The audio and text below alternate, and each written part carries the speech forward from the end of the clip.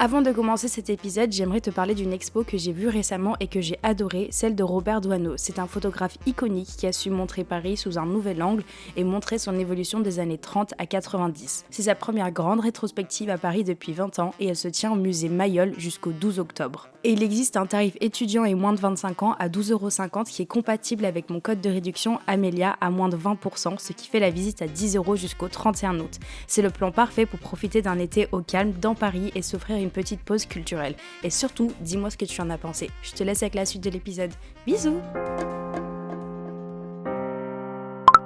Amé, je suis en bas, tu peux venir m'ouvrir s'il te plaît? J'arrive meuf, je descends. Coucou et bienvenue à la partie claque. Fais comme chez toi. Moi, c'est Amélia, mais ici, on m'appelle Mino ou Amé. Bonsoir, j'espère que tu vas bien. Moi, ça va très très bien. Ça fait combien de mois que j'ai pas filmé un épisode de podcast? J'en ai filmé 3 et après j'en ai refait un mais qui n'était pas filmé. Mais celui-ci est filmé et le prochain est filmé également dans 2 semaines. Ça, c'est sûr. Enfin, je vais pas encore filmer le deuxième, mais normalement c'est prévu que je le filme. En tout cas, ça m'a manqué de ouf de filmer. Mais là, avec la canicule à la base, j'avais mis un petit t-shirt qui était trop mimi. J'ai pas du tout pu le mettre parce qu'en fait, j'avais vraiment trop chaud, donc je suis un peu deg.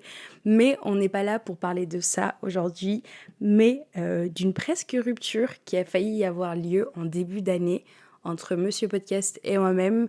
Si jamais tu n'écoutes pas du tout le podcast et c'est la première fois que tu écoutes, je vais rentrer un peu plus en détail sur qui est Monsieur Podcast et pourquoi est-ce qu'on l'appelle comme ça ici.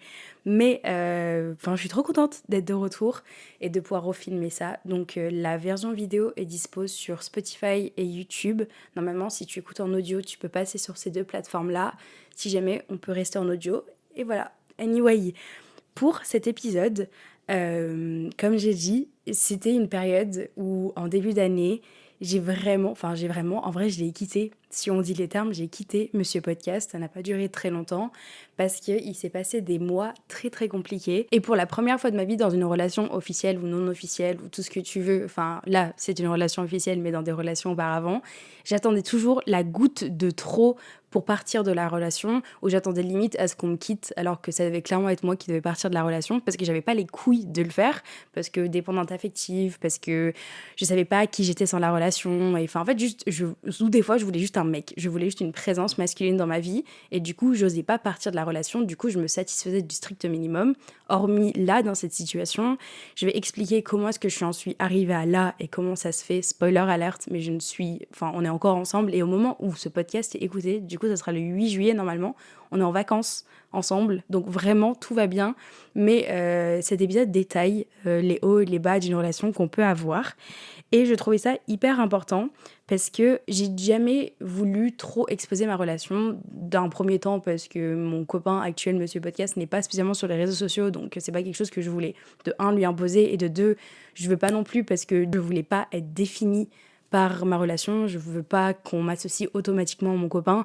Lorsque je rencontre des personnes dans la vraie vie, je dis pas que je parle pas de mon copain, je suis très fière de ma relation et je suis très heureuse d'être avec mon copain actuel, mais j'en parle pas directement, c'est-à-dire on va avoir une discussion, le fait que je suis en couple, c'est pas la première chose qui va sortir de ma bouche. Et du coup, je voulais pas que sur les réseaux sociaux, ce soit la première chose que tu vois. Si tu vas sur les réseaux sociaux, tu pourras voir sa tête, tu pourras voir un peu ma relation, je le cache pas, mais c'est pas la première chose. Et le second point du fait que je n'ai pas voulu exposer ma relation, c'est que je trouve que c'est un peu traître d'exposer sa relation sur les réseaux sociaux de mon point de vue, parce que on montre forcément que les côtés positifs. C'est normal, c'est les réseaux sociaux, je montre beaucoup les côtés positifs de ma vie, mais j'avoue que je partage quand même les côtés négatifs, puisque je parle du podcast, je parle d'extraits de podcast, et du coup, je suis plutôt transparente sur quand ça va pas dans ma vie. Et quand c'est dans une relation, de montrer que les côtés positifs et de pas montrer les côtés négatifs, parce que montrer les côtés négatifs d'une relation, c'est pas la chose la plus simple à faire, surtout quand tu traverses, et Dieu sait que maintenant je le sais, puisque je l'ai traversé et j'étais pas du tout prête à en parler, et là c'est le cas et j'ai assez de recul pour en parler. Mais voilà pourquoi j'ai pas exposé la relation dans un premier temps, enfin trop exposé la relation dans un premier temps, mais je trouve ça hyper important d'en faire un épisode de podcast maintenant que j'ai le recul et le recul nécessaire sur ce qui s'est passé en début d'année, parce que Bah, je sais pas, en fait, quand j'ai écrit l'épisode, je me suis dit: «En fait, je crois que je vais pas le sortir», comme un sentiment de honte d'exposer un peu cette partie très négative et le plus bas de ma relation qu'elle a été.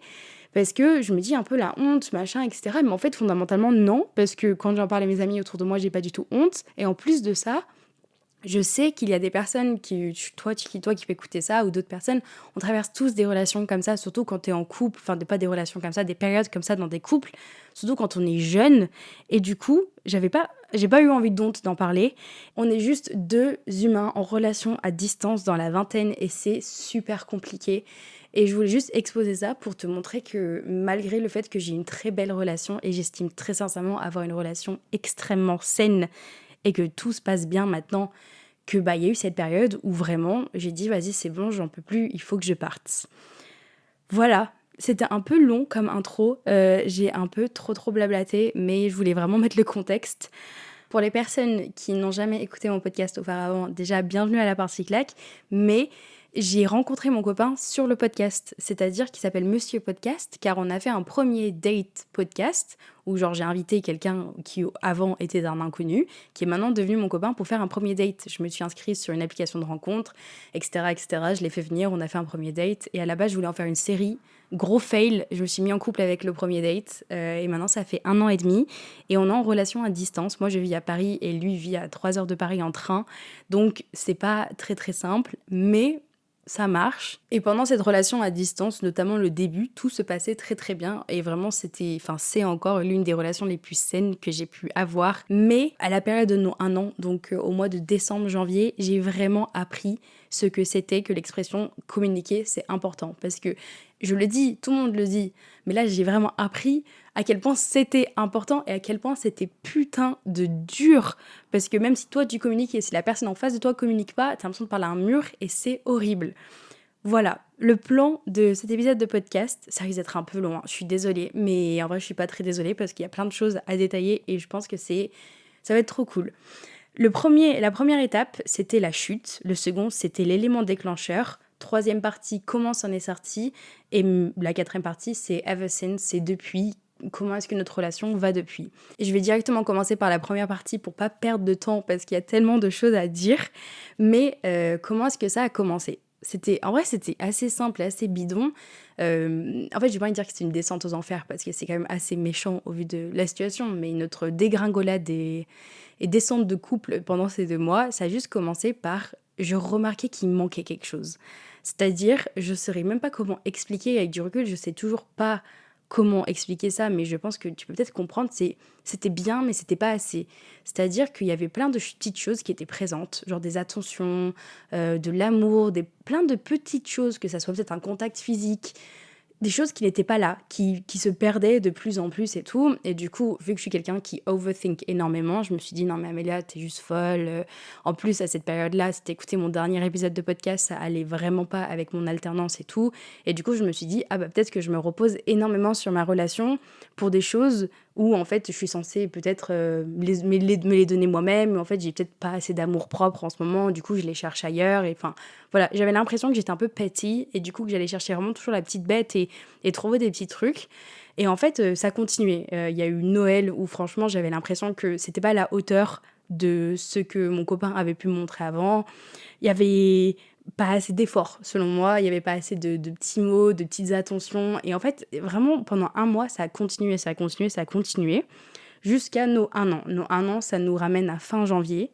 Donc à ce moment-là, moi, j'étais assez certaine du fait qu'il y avait quand même quelque chose qui clochait et que c'était pas juste mon overthinking et un peu...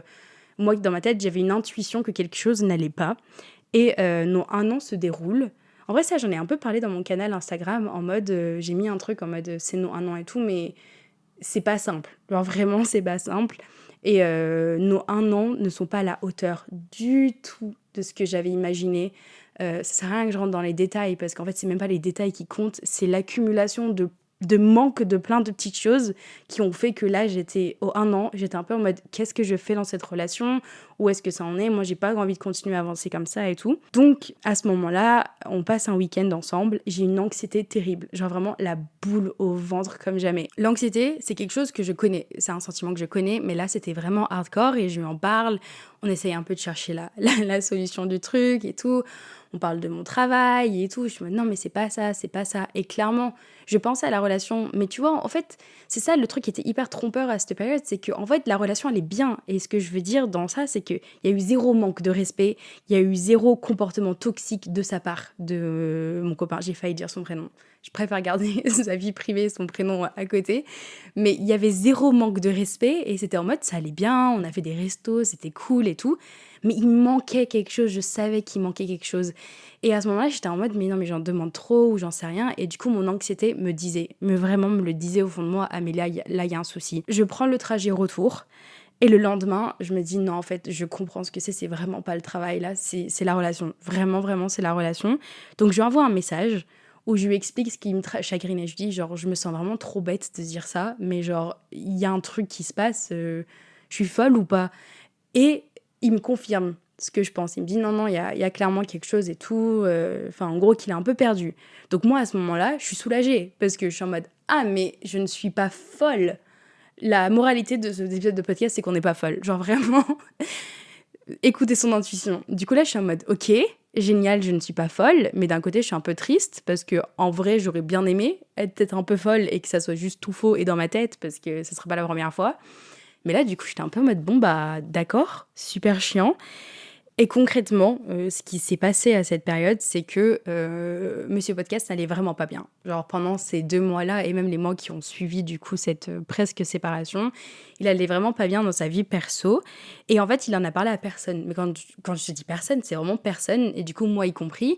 Sauf que du coup, la relation en a pris un coup. Lui, il a overthink la relation en plus de toute sa vie personnelle, professionnelle et tout. Et du coup, il voulait pas m'en parler parce qu'il voulait pas m'inquiéter vis-à-vis de son overthinking général et en plus de la relation parce qu'il n'était pas du tout certain de ce qu'il pensait. Sauf que moi, du coup, de mon côté, je ressentais les doutes en plus de ça, mais j'avais pas conscience que c'était au-delà de la relation. Moi, je pensais que c'était la relation qui subissait puisqu'il me parlait pas non plus de ce qui allait pas à côté. Donc, quand je lui demandais si ça allait et tout, bah, il me répondait que oui. Et du coup, bah, je me suis dit, mais en fait, c'est la relation qui va pas. Alors qu'en fait, c'était quelque chose de beaucoup plus gros.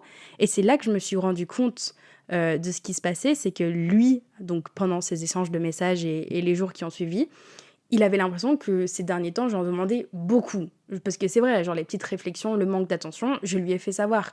Je peux pas durer 1 mois sans rien dire. C'est juste, c'était pas... je sais pas comment dire, je lui disais pas en mode ah, il y a pas ça, il y a pas ça, il y a pas ça. Juste, je lui faisais savoir qu'il manquait quelque chose ou que j'aurais apprécié ça, j'aurais apprécié ça. Enfin, je communiquais quoi. J'essayais vraiment de communiquer et c'est là ça devenait un peu dur parce que je communiquais à quelqu'un qui communiquait pas trop en face de moi. Et du coup, je me suis rendu compte que tout ce que je demandais, c'est pas que j'en demandais plus qu'avant, parce qu'en fait, il les faisait, ces petites choses, les petites attentions, les mots, les lettres. Genre vraiment, là, si je tourne la tête, je suis en face de 3 lettres, 4 qu'il m'a écrites. Et du coup, je suis en mode, mais en fait, je suis pas en train de demander des choses en plus.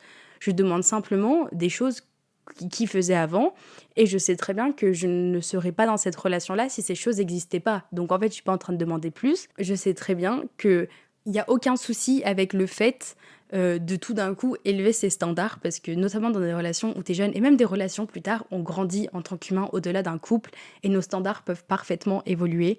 C'est ce qui s'est passé dans d'autres d'anciennes relations ou dans des relations que mes amis ont. Bah, en fait, au bout d'un moment, bah, tu te réveilles, t'as 23 ans et tu te dis « Ah, mais en fait, j'ai pas les mêmes standards que quand j'avais 18 ans. » Et c'est parfaitement normal. Et c'est OK, vraiment. Et, sauf que là, c'était pas le cas. C'était juste que mes standards n'avaient même pas spécialement augmenté. C'est juste qu'en 2 mois, bah, il y avait plus les efforts ou pas les efforts ou les petites attentions qu'ils faisaient en plus qui étaient plus là. Et moi, j'étais en mode « Bah... » non, relou, genre moi je les veux, les petites attentions, j'en ai besoin, parce qu'on est en relation à distance, c'est hyper important et tout. Et elle, c'était pas là, et lui, il était en mode, ouais, mais là, ça fait beaucoup et tout, nanana. Mais je demandais pas plus, je demandais juste ce qu'il y avait d'habitude. Donc moi, à ce moment-là, je suis en mode, ok, bah, je suis trop désolée qu'il se passe plein de choses dont tu m'as pas parlé. Donc j'étais très empathique vis-à-vis de ça, mais j'étais aussi très énervée du fait de me dire, bah, là, j'ai subi tout ça sur la relation, alors que du coup, j'étais pas au courant qu'il y avait quelque chose qui se passait ailleurs, et peut-être que le problème derrière, enfin, j'étais énervée, mi-empathique, mais du coup, je lui ai clairement dit, en fait, à ce moment-là, si tu veux partir, tu peux partir. Genre, je ne vais pas spécialement t'en vouloir, je serais triste, mais je savais que j'allais lui en vouloir si on continuait et qu'en fait, il décidait de partir dans 3 mois. Tu vois ce que je veux dire ? Moi, je voulais que, là, je lui ai dit, mais est-ce que tu veux qu'on arrête ? Juste dis-le-moi. Genre là, j'en peux plus de deviner et de réfléchir pour nos deux cerveaux dans ce couple. Et il m'a clairement dit non, je ne veux pas qu'on se sépare, je t'aime, je veux continuer.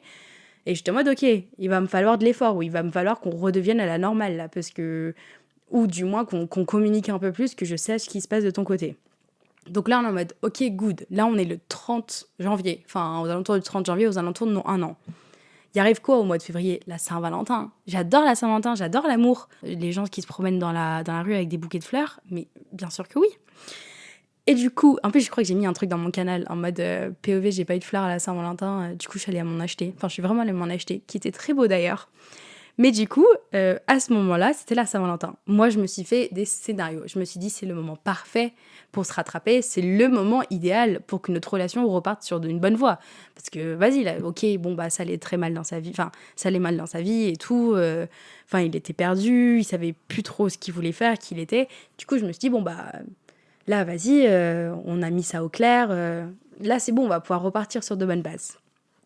Il s'est rien passé. Spoiler alert, c'était l'élément déclencheur, la Saint-Valentin. Il n'y a rien eu.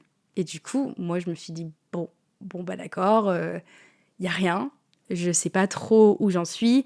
C'est là que je me suis rendu compte que bah, ces mots ne valaient peut-être pas grand-chose, que ça faisait 2 mois maintenant que je me raccrochais, parce que là, la période avait commencé avant décembre. Ça faisait 2 mois que je me raccrochais à la relation d'avant. Je me raccrochais à ce que la relation pouvait devenir, avec les efforts que j'imaginais qu'il allait remettre en place, et que dans l'instant présent, je n'étais pas spécialement amoureuse, en plus de ça, de la personne que j'avais en face de moi. J'étais amoureuse d'une autre version de lui, ou une potentielle version de lui, mais de la relation que j'avais à l'instant T, je la voulais vraiment pas. J'ai sorti des notes que j'avais dans mon téléphone, parce que genre, quand j'ai besoin d'extérioriser, je note les choses de partout. Et là, du coup, c'est marqué en italique, et peut-être ça fait pas sens, et c'est en plus en anglais, mais je sais pas, peut-être que tu peux raisonner avec ces mots-là. J'ai dit marqué: I no longer feel that I can trust you with my love, and to be honest, I don't think you deserve it anymore. I'm worth so much more, and I know that the bare minimum isn't too much to ask for. I needed you to need me back. Voilà. Je sais pas ce que tu vas en faire de cette info, mais je sais pas, les mots, quand je les ai relus, en vrai, ça m'a vraiment fait de la peine, parce que je me rappelle dans ces situations de me dire, mais en fait, il se passe quoi ? Parce que j'étais énervée d'en être arrivée à là, de me sentir ridicule, de me dire, ah mais je l'ai vraiment cru que des efforts allaient être mis en place et qu'on allait redevenir à la normale, mais en fait non. Et d'un côté, j'étais triste parce que je m'attendais à tout sauf à ça de lui, parce que quand il s'est rendu compte de la situation et tout, après 1 an et tout, moi je pensais que c'était bon, que bah ça allait être remis en place, et que c'est quelqu'un qui communique énormément en temps normal, et j'estime que Monsieur Podcast est quelqu'un de très intelligent émotionnellement. Comparé à beaucoup de garçons que j'ai rencontrés, même dans mon entourage, il a quand même beaucoup de réflexion, et c'est quelqu'un qui sait se remettre en question. De toute façon, je pourrais pas être quelqu'un qui ne sait pas se remettre en question, et du coup, j'étais triste parce que je me suis dit, mais comment j'ai pu me tromper ? Enfin, qu'est-ce qui s'est passé ? Je comprenais pas comment ça pouvait venir de lui. Et ma règle numéro 1, c'est never let someone tell you they don't want you twice. Ne laisse jamais quelqu'un te dire qu'il ne veut pas de toi dans sa vie 2 fois. Et malgré que là, il m'a dit le contraire, dans ses mots, il m'a dit non, je veux rester avec toi. Là, l'action de la Saint-Valentin, j'étais un peu en mode bah non, enfin genre tes mots ne valent clairement rien. Moi, j'ai besoin d'action, c'est tout ce que j'ai depuis le début. J'ai besoin de quelque chose de physique pour le prouver, en plus en relation à distance. Et là, j'ai dit bah là, clairement, tes actions me prouvent que tu veux pas spécialement me garder dans ta vie, ou pas assez pour mettre ces efforts en place. Donc, je l'appelle. Je lui dis clairement, parce que du coup, on n'est pas ensemble le jour de la Saint-Valentin, parce que c'est pas rigolo sinon.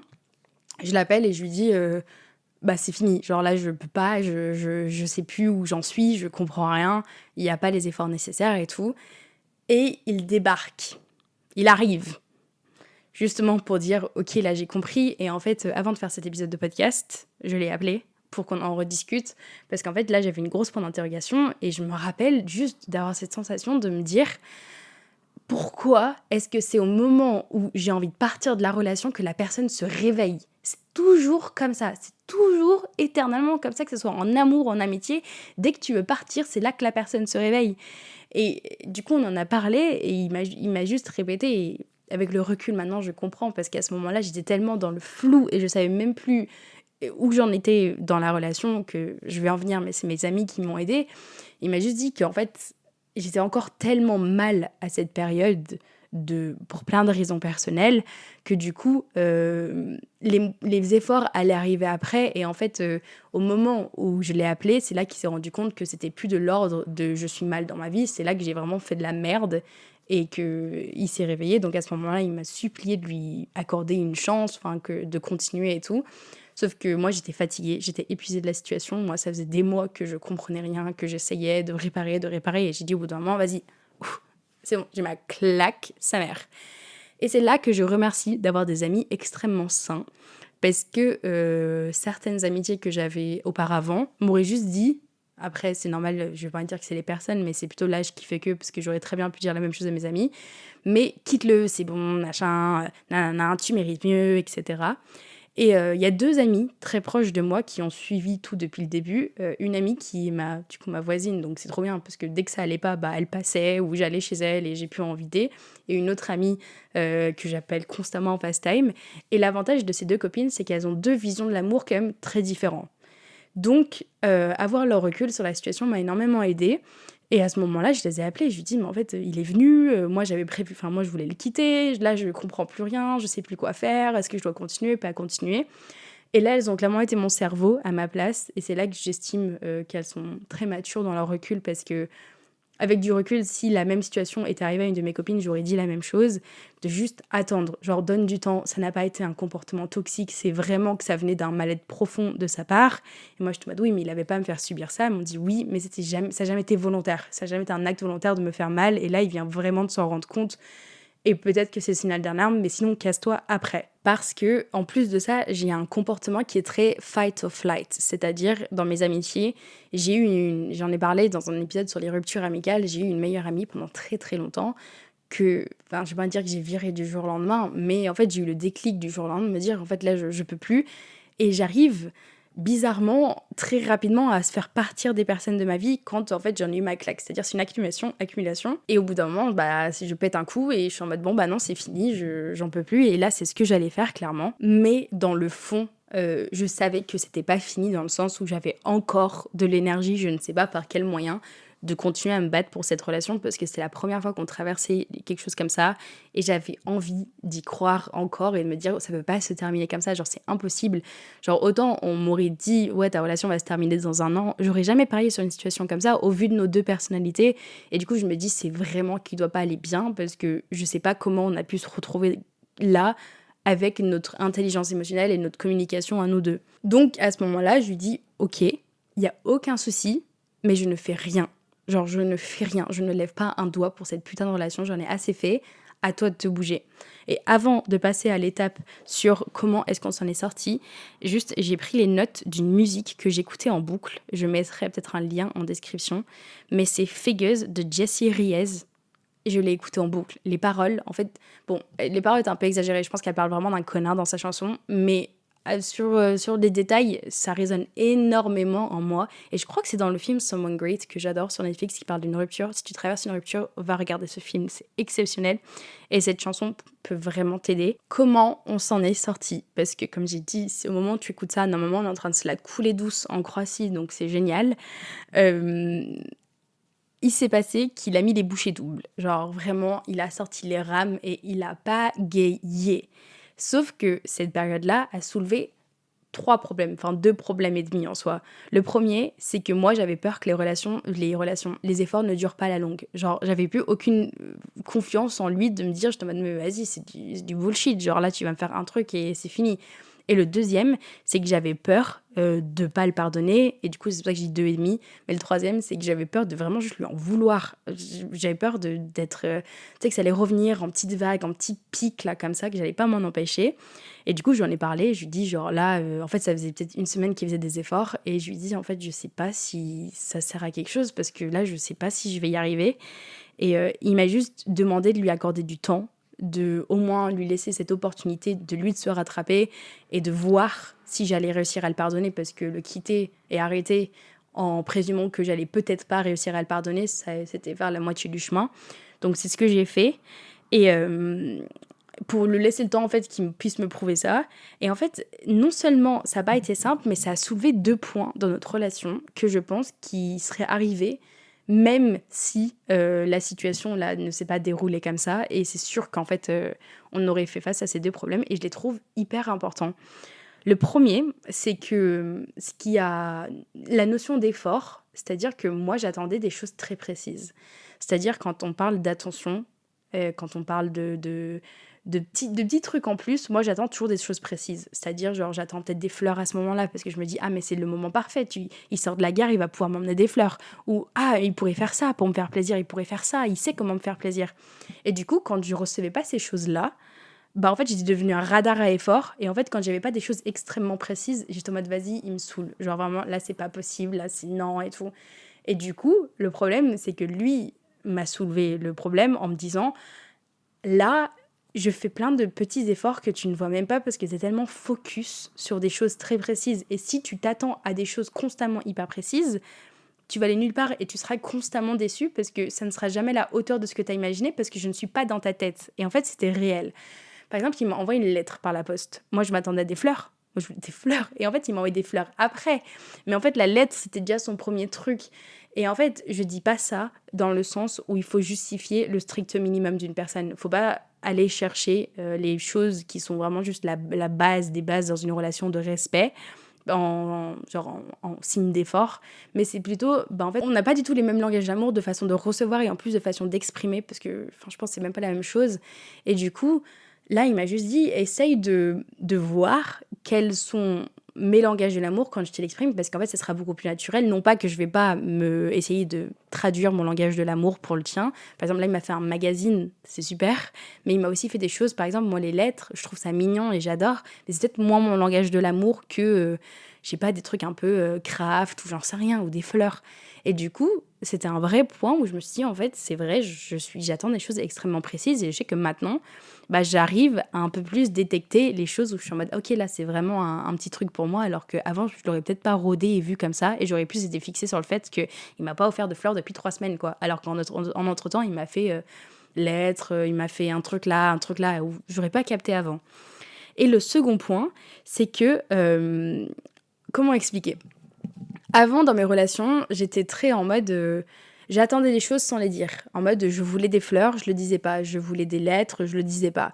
Et du coup, en grandissant, je suis partie du principe que je vais te demander. Si je veux une lettre, je vais te le demander. Si je veux un cadeau surprise, enfin, pas si je veux un cadeau surprise, on dirait très matériel ce que je veux dire. Mais si je veux une petite attention surprise ou si je veux un peu plus d'efforts, je vais te les demander. Et du coup, mon copain, il m'a dit, je n'aime pas que tu me demandes. Et je lui dis, oui, mais moi, j'aime pas ne pas demander, puisque si je ne te demande pas, je vais me faire des films en m'attendant à quelque chose que j'aurais pas explicitement dit que je veux. Et en fait, je vais être déçue parce qu'il y aura pas. Et du coup, il m'a dit, oui, mais attends, mais là, du coup, moi, je me sens obligée de faire quelque chose. Je lui dis, oui, mais si tu le fais, c'est cool parce que ça veut dire que tu m'as écouté et tu m'as fait plaisir. Il m'a dit, oui, mais du coup, je me sens obligée de le faire. Du coup, là, ça a un peu posé problème parce que les deux, on voulait pas trop bouger notre avis là-dessus. Et au final, en fait, on n'a même pas de consensus, mais on en a juste parlé avant, de se dire, il sait c'est quoi mon langage de l'amour, moi je sais c'est quoi son langage de l'amour, et maintenant on fait mutuellement le chemin entre les deux pour exprimer notre amour de façon très naturelle. Par exemple, moi c'est quality time, genre vraiment j'ai besoin de passer du temps en un à un, vraiment, et c'est comme ça que je vais montrer que je tiens à toi, je vais prévoir des choses, etc. Par contre, son langage de l'amour, lui, c'est plus les mots. Moi, instinctivement, dire je t'aime, ce n'est pas du tout instinctif de ma part. Mais du coup, je vais faire l'effort de le faire parce que je le pense, mais juste le sortir de ma bouche, je trouve ça un peu gênant même. Genre, vraiment, j'aime pas dire ça. En plus, je t'aime, je trouve ça moche. Bon, ça, c'est un débat pour une autre fois. Donc, ce que je voulais dire avec ces 2 points, c'est juste d'apprendre à remarquer les gestes de l'autre. Et ça, c'est un problème qui serait arrivé forcément tôt ou tard parce qu'en fait, tout notre 2 mois de crise de couple tournait autour d'efforts ou pas d'efforts, en fait. C'était vraiment le thème principal. Et finalement, comment on s'en est sorti ? Avec le temps, je me suis adoucie, j'ai vraiment remarqué les efforts. Maintenant, du coup, c'était en février, mars, avril, mai, juin, juillet, ça fait on est début juillet, mais du coup, ça fait 4-5 mois. Les efforts sont toujours présents et j'ai toutes les raisons de le croire et de continuer à évoluer dans ce sens-là. Et voilà, en vrai, je vais passer à la partie ever since depuis maintenant, mais c'est maintenant, je sais pas si je l'ai entièrement pardonné. Je sais pas comment dire, c'est pas, j'y pense pas tout le temps, j'y pense voire même jamais.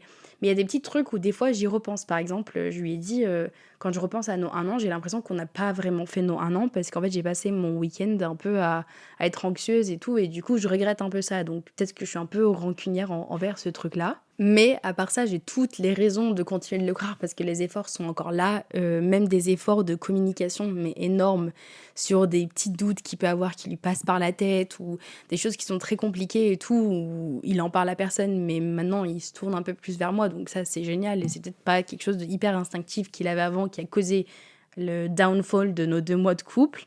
Et puis, bizarrement, je me sens beaucoup mieux dans la relation depuis que je sais qu'on a mutuellement eu une opportunité de partir. C'est-à-dire que partir d'une relation, encore plus quand ça fait longtemps et que t'es un peu plus adulte et tout, et encore, ça faisait 1 an, c'était pas encore énorme vis-à-vis des relations de notre âge, mais de savoir qu'on avait tous les deux l'opportunité de partir et que mutuellement on a décidé de rester, genre vraiment une porte s'est ouverte, c'est même pas une porte, c'est le portail qui s'est ouvert, et c'était en mode, vous pouvez partir. Genre là, Amélia, la voie est libre, tu peux te casser, t'as toutes les raisons de partir. Et j'ai pas voulu, genre j'ai pas réussi à partir, non pas que j'avais peur de me retrouver seule, parce que vraiment là j'étais en mode, si je pars, c'est juste que je suis triste de plus avoir cette personne dans ma vie, mais je n'ai absolument pas peur de me retrouver toute seule. Genre je sais très bien qui je suis en dehors de ce couple. Et de savoir que je ne suis pas partie, ça veut vraiment dire qu'il y avait un truc où j'avais envie de rester et de me battre, et de savoir que lui aussi, il pouvait très bien se casser, il avait toutes les opportunités, je lui ai vraiment tendu la perche en mode, si tu veux me quitter, tu le fais, il y a aucun souci, juste pars. Et le fait qu'il ne soit pas parti, ça me donne un peu plus, je sais pas, ça me réconforte un peu dans le fait d'être dans cette relation, de me dire, bah en fait, on s'est tous les deux battus, on est tous les deux là, et peut-être, qui sait que dans 1 an, 1 mois, j'espère pas une semaine quand même, parce qu'on sera en vacances, mais je ferai un podcast en mode, bah on s'est séparés, peut-être que c'est pour les mêmes raisons, peut-être que c'est pour 500 autres raisons, mais de savoir que je me suis battue à cette situation, et de savoir que bah, ça n'a jamais été de l'ordre de l'irrespect, sinon ce serait pas du tout la même discussion, et je serais clairement en train de dire ciao ciao, mais là c'était juste en mode, bah on s'est battu, ça a fonctionné, et voilà. C'était un peu le tout de l'épisode. Mais si je devais juste dire en conclusion, c'est que c'était une période hyper compliquée pour moi, avec mon alternance, avec mon école, et en plus avec la relation, et puis c'était l'hiver, enfin rajoute ça à tout, enfin c'était vraiment pas une période fun. Et c'était juste, ça m'a appris à savoir quand est-ce que trop c'est trop, de remettre un peu à niveau mes standards et de savoir qu'est-ce qui était important pour moi dans une relation. Ça m'a rappelé à quel point la communication c'est dur, mais vraiment, vraiment dur. Et je pense que cette période m'a permis, comme j'ai dit, nous a permis en tant que couple de soulever des soucis qui étaient peut-être remis sous le tapis dû à la relation à distance, qui retarde quand même certaines choses parce que t'avances pas à vitesse d'un couple qui se voit très rapidement, très souvent, très fréquemment, ou juste qu'on avait juste remis de côté, ou on n'avait pas voulu aborder parce que, je sais pas, c'était pas le moment d'être, on ne trouvait pas ça légitime d'en parler. Et du coup, là, ça a permis vraiment d'aborder plein de choses. Vraiment, j'ai vidé mon sac. Genre, toutes les petites choses qui me traversaient par la tête, bam, bam, bam, lui pareil. Et au moins, maintenant, on est au clair, net et précis. Et peut-être que c'était juste pas le temps pour notre couple de se séparer. C'était pas l'heure à pas sonner, c'était pas le moment. Maybe I'll come, peut-être pas. Peut-être que vous serez tous invités au mariage, je sais pas. Mais voilà, si je devais donner un conseil à Mimo, your intuition never lies. Les intuitions, c'est pas une blague, hein. Ah, l'anxiété que j'ai eue ce putain de 30 janvier à nos 1 an, ah mon Dieu, mon ventre, il me faisait mal. C'était vraiment de l'anxiété et c'était pas une vanne. C'est vraiment pas une vanne, et notre intuition ne ment pas. Donc je ne sais pas où est-ce que tu en es dans ton couple, si tu es en couple, si tu vas peut-être te mettre en couple, si tu te sépares d'une relation. J'espère que tu écoutes ton intuition, peu importe ce qui se passe, et que tu te sens à l'aise d'en parler avec ton ou ta partenaire, parce que c'est la chose la plus importante.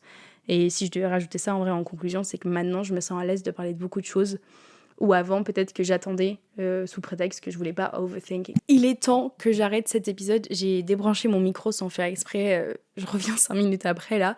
Mais en tout cas, j'espère que tu as aimé l'épisode. Sincèrement, moi, ça m'a fait énormément de bien. Et si ça a parlé à ne serait-ce qu'une seule personne, parce que si j'avais pu écouter cet épisode de podcast au moment où je traversais ça, je pense que ça m'aurait pas évité la situation, parce que ça ne dépendait malheureusement pas que de moi, mais ça m'aurait soulagée d'entendre quelqu'un qui traversait ça. Donc j'espère que cet épisode a aidé quelqu'un de se rendre compte que les couples qu'on voit sur les réseaux sociaux, c'est vraiment 10%. C'est comme les crushs. Tu vois 10% et tu t'inventes le reste. C'est exactement pareil. Donc ma relation n'est absolument pas parfaite, mais je fais tout pour que ça fonctionne et j'espère que ça sera le cas. Et si c'est pas le cas, c'est pas grave parce que... Anyway, je repars dans l'épisode là. Le but c'était de faire une conclusion. Anyway, si t'as adoré l'épisode ou si t'as aimé, si t'as pas aimé, j'en sais rien, n'hésite pas à mettre une note sur les plateformes de streaming, ça m'aide beaucoup. Tu peux mettre un commentaire sur Spotify ou sur YouTube et si jamais me partager ton histoire aussi en commentaire, en message sur Film Benimo, sur Instagram, de toute façon, tout est dans la description. N'hésite pas, c'est toujours avec plaisir d'échanger sur des sujets. Je te fais plein de bisous, lots of love, take care et à dans 2 semaines. Bisous, bye!